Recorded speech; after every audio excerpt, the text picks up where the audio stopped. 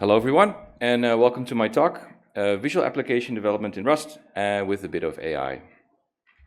So, what is the mission of Makepad?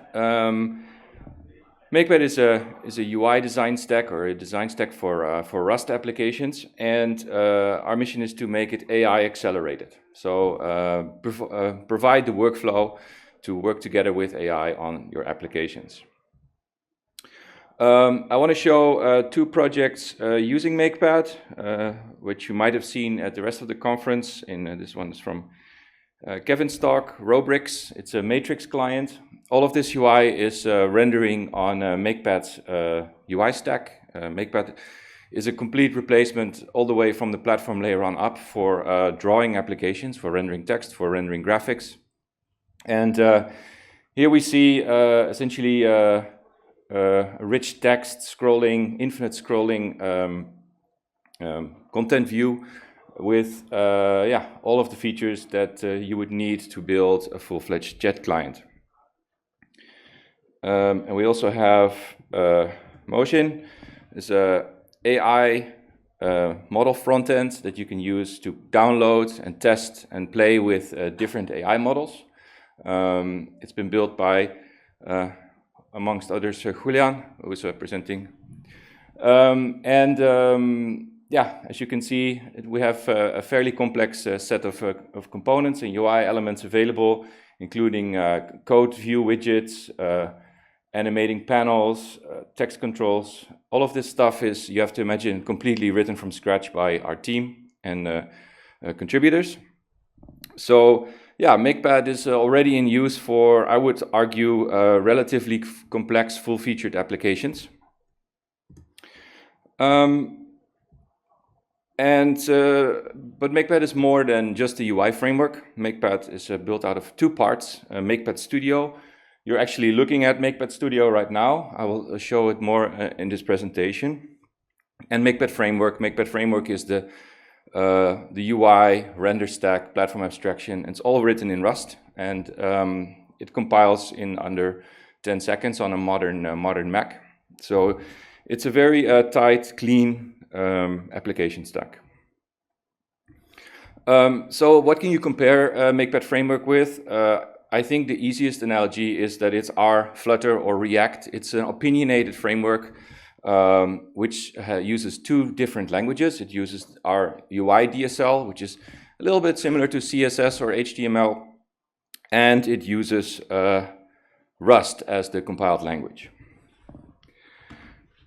Makepad Studio, our IDE. This is a cornerstone of the stack. We have a code editor in there, a build system, and a visual designer, which I will show shortly. But you know, whilst we were building Makepad Studio over the last couple of years, we also started to realize that this is not 2005 anymore. You know, when Delphi reigned and when Visual Basic were the thing, because AI is automating software development. So we need to integrate with that in an optimal way. So what can AI do for software development or for application development with Makepad? AI can generate UIs, it can write code, and it can understand APIs, so that if you're beginning to learn a framework or you're beginning to use it, you have to read less documentation, you don't have to know all of the things you need to do. So now I want to show you the basic workflow that we're working on. As I said, this is Makepad Studio, the IDE that we've been building. It has different parts. We have the file tree, we have the code editor with animating code folding. This is the AI chat view. And then we have the UI tree. This is similar to what you would see in a browser debugger, for instance. In the Chrome debugger, you would also see a UI tree. And this is the design view that I'm going to show. And here's the running application, which currently doesn't show very much. So I asked the AI to please write an empty app. I'm going to run a local AI, and I'm going to actually run it right now. So I hope it will generate a working application. It's not perfect. Application with 3 buttons. So the local model is now booting up. loading in the context that I've provided. So in this case, it's going to write the whole application, including, I hope it's going to actually do that. Oh, sorry, wasn't running. I'm using the Quen AI model. I think it's from Alibaba. So now it's loading in the context and it's generating the application. As you can see, it goes fairly quickly because it's a small model. It's a 7 billion parameter model. And it is generating essentially the boilerplate code that you would need to build a Makepad application. So this was all that it took to generate an application with 3 buttons. We have now here in the UI view, you can see this is the design view and this is the running application. And in the design view, we've been working on some new features, so you can actually manipulate the application in the design view. I'll show a more complex application later where it is a bit more advanced. But now you can, hopefully, please add a slider. You can ask the AI for a follow-up, and let's see if it actually does that. It loads in the context, and then it loads in, see if it actually makes a slider that works. Yeah, it looks like it made a slider that works. So now it generated the whole application with an extra slider right here. So yeah, this is where AI will really help adoption with new users, that we can generate boilerplate in applications. We're trying to make it more advanced, so we're adding more examples for the AI to learn from. We're adding more editing ability, so that you can also change the style in the visual editor. Everything is live, so the if you change the application code here, you can also live edit the visual design in the application editor, in the code editor. So how does that AI work? I wanted to very quickly go over that, because this is something that we're tuning and tweaking. The AI currently has an example set loaded into its context. So essentially a stack of very simple examples that show how to write a DSL. As far as we know, Makepad source code is already in the training set, in the original training set, because we've been open source on GitHub for years now. All of the big models have been trained on our code base. That's not something we had to do specifically, except for being on GitHub. But you can still teach the AI a lot of specifics when it's making a mistake. So we have, let's see, resources, AI markup. Maybe I should load that in the code view. Yeah, this is a little live codable shader that you can modify. This is my code view. I have a bunch of presets, so I can quickly switch to the UI layout that is easiest to read. So here's the AI template that I've built up over not a week's time or something. Essentially, every time that I saw that the AI made a mistake, especially in the shader language, Makepad is built on styling with shaders. It's not CSS, border radius or something. It's all pixel shaders. And it's a custom syntax. So a lot of this text is actually explaining the intricacies of our syntax to the AI. And surprisingly, this is all that it takes for the AI to generate shader code. I can show that as well, like, let's see, code. So I had a whole lot, let's see if it doesn't break it. I had a whole lot of, this is generated with GPT. And yeah, that also goes quite a bit faster. You have to imagine that if you generate this with a cloud AI model that runs on much beefier hardware than your laptop, you can get about 1 application per 2 seconds or something like that in this basic form. So here you see I tried to get it to make a calculator application by telling it to do stuff. And it can also write shaders. So here it's trying to make a gradient background. Let me see. It's not all very pretty, but it's, to me, very impressive that the AI can actually use our styling language to write different shaders. Let's see. I'll show you quickly how you can cycle through it. Here you also see how quickly Makepad can switch UIs based on the content. This is because of the DSL hot loading. It doesn't need to recompile the Rust, so I can just swap in a different UI. And then I try to get a little bit creative and ask the AI to generate a little 3D scene. Let's see if that's still there. Yeah, I mean, it made a little ray casting, ray marcher shader. You can see, please write a little ray marcher 3D scene in the background and make it reflective. And then it generated this code. This is generated using GPT-4o, and it is a lot better at writing shader code than I found the local models. But also the local models are catching up very, very quickly with with the possibilities of the cloud AIs. Let's see. So yeah, the workflow that we see as the most valuable with AI is that you use the AI to generate an application, then you change the UI in the designer, you change the code in the editor, and you iterate with the AI. So that's not completed yet, but the application can of course be completely loaded back in the AI context, and then you can ask it to make changes.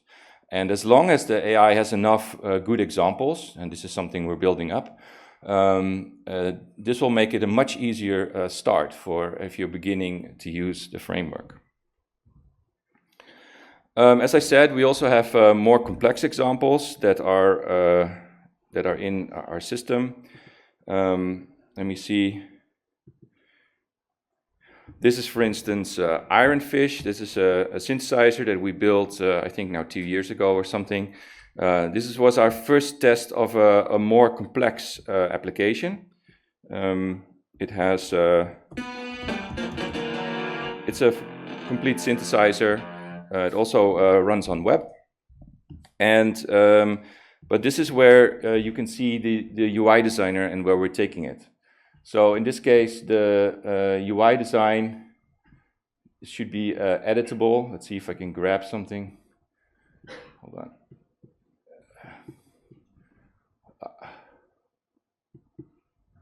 So you can just reorder the whole UI. This is like a Figma auto layout where you can modify the UI by dragging it inside the structure.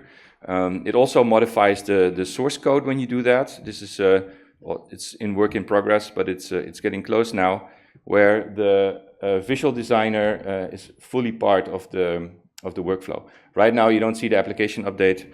That's because that's still on our to-do stack, but it gives you an idea where we're going. We want to go to a full Figma-like design environment for applications that also uses AI generation for systems that you need.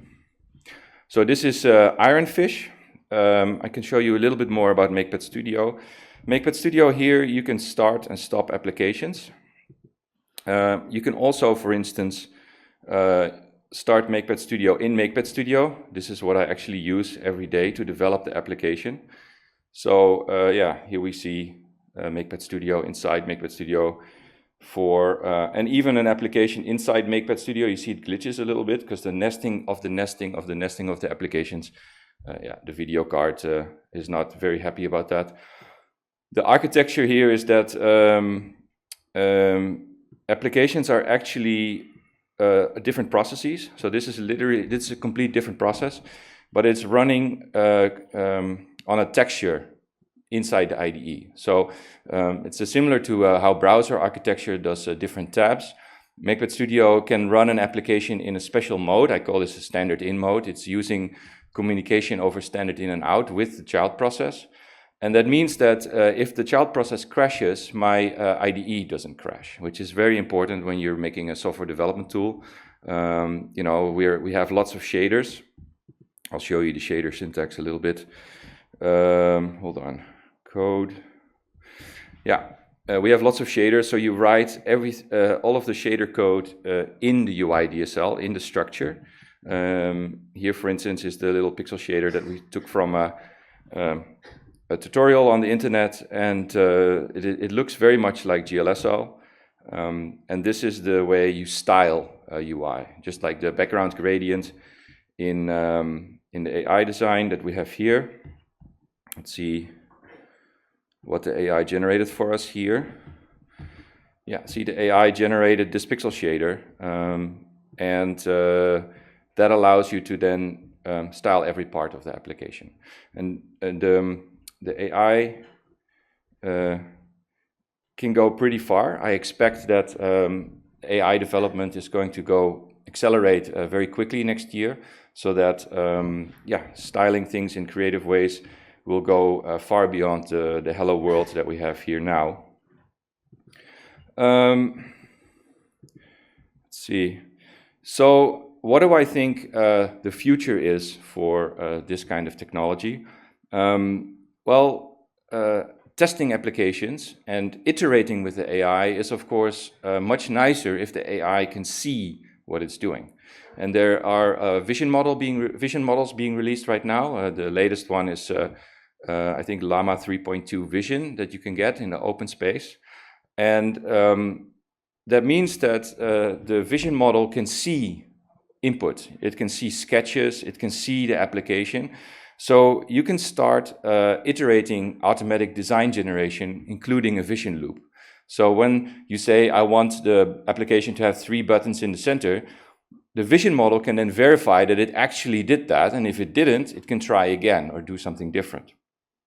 And that also means that you could do things like sketch logic, right? I think everybody has seen the Make It Real from TL Draw, where you can sort of sketch an application and then it makes it real, which is a nice gimmick, right? But still, that stack is HTML, and this stack is pretty real. You can build full-scale applications. So with a stack that you can build full-scale applications with, you could also then use the Make It Real to really make it real and also design it properly. And automated UI testing is, of course, a dream of ours, because this is Makepad Studio is our main complex piece of technology, our main product. And I would love to be able to test this IDE with just telling the AI, hey, make a new file, write this code, run it. Do you see the application running with the button in it, right? If you have to test that with an automated testing framework like Selenium or something horrible like that, you're not going to enjoy it at all. But with AI vision models, I think we're entering a new age where that will be completely solved. And the language models are also separately very, very interesting. First of all, automatic localization, right? The applications don't really need to be localized the old way anymore. If we can just feed the application into the AI and tell it to translate it to Chinese or another language, it could just solve that without having to do anything special. And I think the biggest reason why I'm so excited about AI generation is in generating Rust code. Because Rust is it's a language that is fairly hard to use in a way, because it has strong typing, and it really locks you down in how you write code. But for an AI, generating Rust is actually very nice, because the compiler gives you all the errors that it will need to go on and fix the problem. Instead of getting a JavaScript error like object is not a function, AIs in that sense are not magic, that they are like infinitely smarter than a human, or at least not yet. But it helps an AI tremendously to have a good error. And I think that's where Rust is going to shine. So let's see what I have. Let me see if I can show you. I'll show you a little bit the examples that I'm using to teach the AI. So I call this AI docs. And what I found is that although the AI models scale very well, right? You have the small models are passable, right? It generated this UI, but it doesn't really write the shader code well yet. It's not very creative. Whereas if you take the biggest models, they can do more and more well, but they still hallucinate across the board. They still hallucinate across the board. So the way to lock down this hallucination is to provide examples. And this is an experiment. I'm not a big expert in this domain yet of how to train the AI, but I found that it likes repetition of patterns. So when you do something the same way twice, it seems to have more weight to it, which is of course obvious. But if you only do it once, then that means that it has a high noise ratio. And if you make a typo in something and you see on the output, hey, this is not correct. How did the AI figure that out? And very often I find that you can trace that back to your own source code where you made a typo. So yeah, when you have a repetition of patterns and when you explain what you do, then AI generation can be quite good. So for Makepad, in the coming 6 months, we have set ourselves a few goals, like what can we validate here, right? Because a lot of these things are conjectures. We think that that the AI will be good at that, and we have early results that indeed I think AI can be very good at generating Rust. But so we're going to work on validating that, testing that we can get that AI in the feedback loop, so that the AI can be part of the development process and not just at the beginning to generate a UI, but really cycle it in. Let's see. Well, this is my end slide.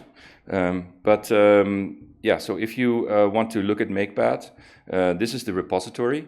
You can clone it, run it locally. It should compile quite quickly. I can show you that.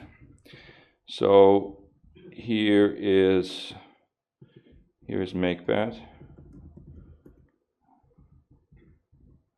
I've just cleared my compile cache, and now I'm rebuilding Makepad from source. So this is what you will see if you clone it from a repo. There we go. So that was not very long for a complete stack and a Rust IDE. And I also think that this is one of the advantages of Makepad as a framework. Inside the Rust ecosystem, we're of course not alone. There are quite a few other people building UI frameworks and render stacks, of which you will find other talks here at this conference as well. I would say the unique advantage of Makepad in that space is the simplicity of the stack. So let me see if I can show you the WebAssembly build.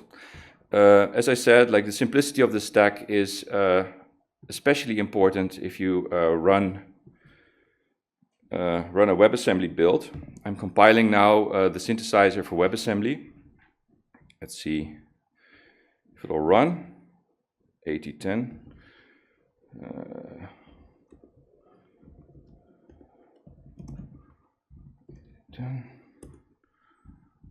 Allow. So here we have the same synthesizer application running in a web browser with multi-threading, audio threads. All of that stuff is available in Rust. So yeah, this is a stack that will trivially build to WebAssembly. But not just WebAssembly, we also have builds for iOS, for Android. I think I can probably boot it up in the iOS simulator. Here we go. My fake iPhone booting. It's still compiling it. Should be done. Hello. Okay, here we go. Here's the same application running on an iOS device, virtual that is. We can do the same with Android. I can also boot up an Android simulator or plug in a phone. Essentially, you just click play, and now it's compiling for Android. We've done a lot of work on the Android platform layer for Makepad, so it is fairly mature.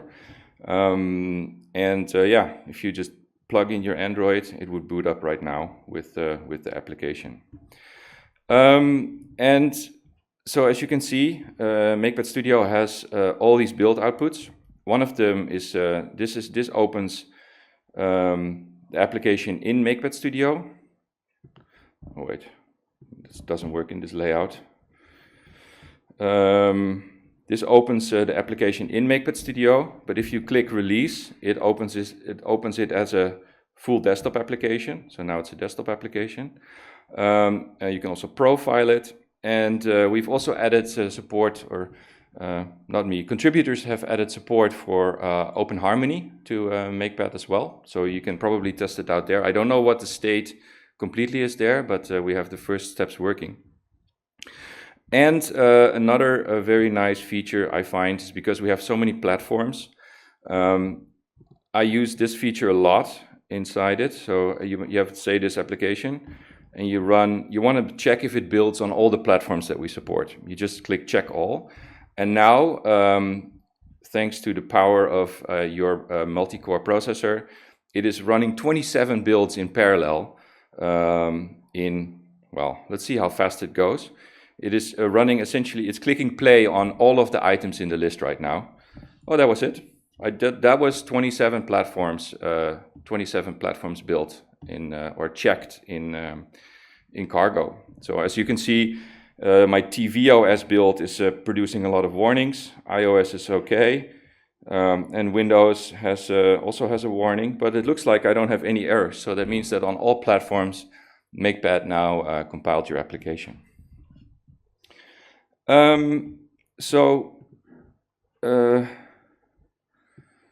I also have some other examples in the Makepad repository. If you pull the repository, you'll see all these examples in here. Some of them might be interesting. There's also examples for talking to an embedded system that we have in here. We did a workshop at RustNL where you have a UI, a chat UI that talks over USB to ESP32C3 to have a little chat room, which is a nice example of how to use these things. We also have this kind of basic mobile UI, which is an infinite scroll list. The portal list that we use in Makepad is actually fairly advanced. It's in use in all of those big examples that I showed in the beginning, Motion and Rubrics.